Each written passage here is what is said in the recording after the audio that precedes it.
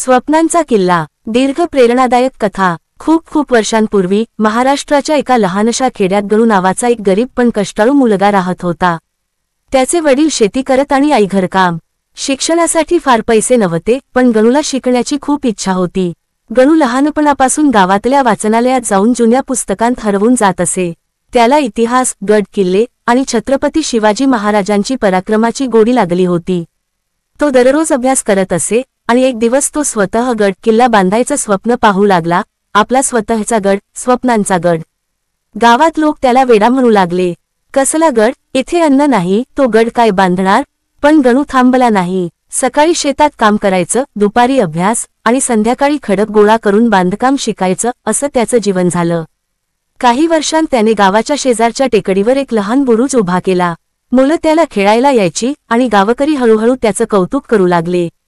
बुरुजावर त्याने मोठ्या अक्षरांत लिहिलं होतं, हे फक्त दगड नाहीत, हे माझी स्वप्न आहेत. गणूच्या जिद्दीला पाहून एक स्थानिक शाळा शिक्षक मदतीला आले. त्यांनी त्याला तंत्रशिक्षणात प्रवेश घेण्यास मदत केली. गणूने बांधकाम शास्त्र शिकलं आणि पुढे जाऊन खरोखरच एक सुंदर, छोटा ऐतिहासिक किल्ला गावात उभा केला. त्या किल्ल्याचं नाव ठेवलं गेलं स्वप्नगड. आज त्या गडावर दरवर्षी शालेय मुलांसाठी इतिहास शिबिर घेतलं जातं. गणू आता गणेशराव म्हणून ओळखला जातो, स्वप्न पाहणारा आणि त्यासाठी झटणारा खरा योद्धा. संदेश. स्वप्न कोणतीही परिस्थिती पाहत नाहीत, त्यासाठी धाडस, चिकाटी आणि आत्मविश्वास लागतो. प्रत्येकात एक गणू असतो, त्याला जागवा.